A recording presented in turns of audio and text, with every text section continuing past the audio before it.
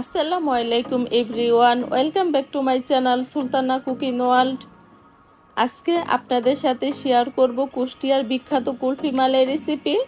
আর এই রেসিপিটি তৈরি করতে লাগবে মাত্র দুটো উপকরণ। বাইরে কিন্তু প্রচুর গরম পড়ছে, আমরা চাইলে কিন্তু মাত্র দুটো উপকরণ দিয়ে কিন্তু এই মজাদার কুলফি মালাইটা তৈরি করে নিতে পারি। তো চলুন আর কথা না বাড়িয়ে মূল রেসিপিটি দেখে নেওয়া যাক। কুলফি মালাই তৈরি করার জন্য কিন্তু প্রথমে আমাদেরকে মালাইটা তৈরি করে নিতে হবে। এখানে আমি নিয়ে নিচ্ছি 2 লিটার পরিমাণ খাঁটি গরুর তরল দুধ। আর দুধটা দেওয়ার আগে কিন্তু আমি অল্প পরিমাণে একটু পানি দিয়েছিলাম, তাহলে কিন্তু দুধটা আর হাঁড়িতে লেগে যাবে না। এবার চুলার আঁচটিকে ধরে দুধটাকে আমি নেড়ে চেড়ে দেব। এবার আমি দিয়ে দিব 2 থেকে 3টি এলাচ, তাহলে কিন্তু কুলফি মালাইয়ের মধ্যে খুব সুন্দর একটি ফ্লেভার আসবে।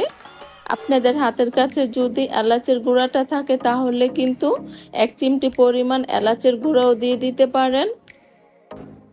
এবার আবারও কিন্তু আমি দুধটাকে নেড়ে চেড়ে দিব। আর এই তো দুধটা ফুটে এসেছে, এ পর্যায়ে চুলার আঁচটিকে কমিয়ে দেব এবং কিন্তু মাঝে মাঝে এসে আমি দুধটাকে নেড়ে চেড়ে দেব। দুধটা কিন্তু আগের থেকে অনেকখানি ঘন হয়ে গিয়েছে আর কতটা মোটা সর পড়েছে আশা করছি আপনারা দেখে কিন্তু বুঝতে পারছেন। আমি কিন্তু দুধটাকে আরটু ঘন করে নেব। আর আমার মালাইটা কিন্তু পারফেক্টভাবে তৈরি হয়ে গিয়েছে। এবার আপনাদেরকে একটু নেড়ে চেড়ে দেখাচ্ছি, আশা করছি দেখেই বুঝতে পারছেন মালাইটা কতটা পারফেক্টভাবে তৈরি হয়ে গিয়েছে। এই পর্যায়ে চুলা থেকে নামিয়ে মালাইটাকে আমি ঠান্ডা করে নেব। আর এই পর্যায়ে কিন্তু আমি কোনো রকমের চিনি অ্যাড করছি না। আর এই তো মালাইটা কিন্তু ঠান্ডা হয়ে গিয়েছে, ঠান্ডা হয়ে কতটা ক্ষীরের মতো জমে গিয়েছে দেখে কিন্তু বোঝা যাচ্ছে। এবার আমি অ্যাড করে দেব আধা কাপ পরিমাণ চিনি। চিনিটা কিন্তু আপনারা আপনাদের টেস্ট অনুযায়ী অ্যাড করতে পারেন। এবার আমি দুটো উপকরণ ভালোভাবে মিক্স করে নেব। এই তো মালাইটাকে কিন্তু আমি ভালোভাবে মিক্স করে নিয়েছি। আর আজকের মালাই আইসক্রিমটা কিন্তু আমি মাটির পাত্রের মধ্যে তৈরি করে নেব। আপনারা কিন্তু চাইলে যে কোনো ওয়ান টাইমেও কিন্তু এই কুলফি মালাইটাকে তৈরি করে নিতে পারেন। আর এই তো পরিমাণ মতো কিন্তু আমি মালাই অ্যাড করে দিয়েছি এবং দিয়ে দিচ্ছি উপরে অল্প পরিমাণে বাদাম কুচি।